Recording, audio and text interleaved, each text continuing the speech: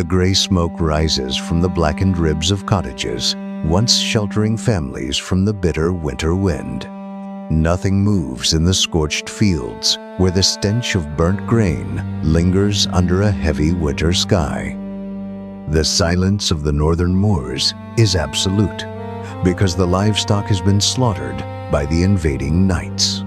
No bells ring in the valleys, where every church stands gutted by the deliberate application of Norman fire. Broken tools lie rusting in the frozen mud, beside the bodies of those who tried to defend them. The conqueror sits behind stone walls, while his soldiers hunt the survivors across the desolate and ruined hills. Massive timber keeps rise above the huddled ruins of towns to remind the living of their new masters. Every village must pay for the rebellion of a few, with the total destruction of its entire future. The law is no longer a shield for the weak, but a sharp blade held by a stranger. Peasants watch from the woods as their ancestral lands are measured and divided by men who speak French.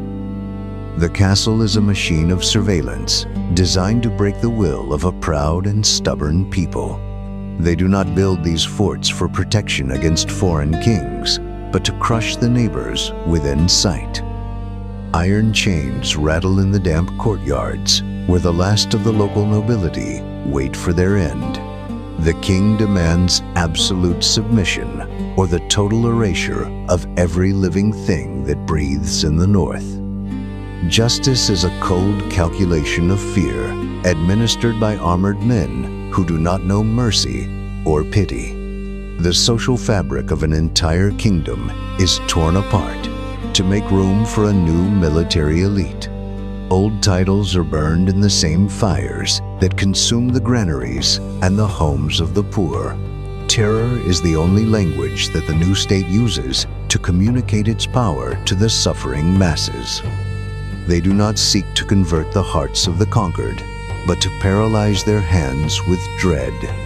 A single act of defiance brings 100 years of misery to the families of the innocent people.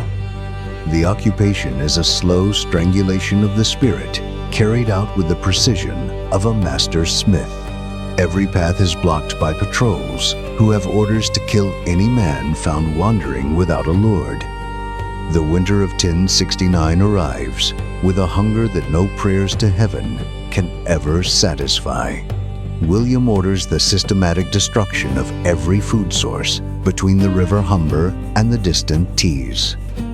His knights ride in wide circles to ensure that not a single bushel of wheat remains in existence. The famine is not an accident of nature, but a weapon forged by the king to end resistance. Women crawl through the frozen slush to find a single blade of grass to feed their dying children. The flesh of horses and dogs becomes a luxury that only the luckiest of the starving can afford. Some desperate souls turn to the bodies of the dead because the hunger has stripped away their humanity. The roads are littered with the skeletal remains of those who tried to flee toward the southern towns. There are no burials in the hard earth because the living do not have the strength to dig. An entire generation of farmers is erased from the landscape to prove a point about royal supreme power. The smell of decay replaces the scent of spring as the snow melts to reveal the true horror. 100,000 people vanish into the silence of the history books without a single word of protest. The king celebrates his victory in the ruins while his subjects eat rats to stay alive one day. History calls this a necessary stabilization, but the ground remembers the blood and the hollow cries of pain. Every fertile acre is recorded in a great book to ensure that the crown extracts every last penny. The Domesday Survey is a final census of a broken land, conducted by men who count only coins. No one escapes the reach of the ink, because the king wants to own even the smallest pig. They record the names of the dead and the values of the burned fields with chilling indifference.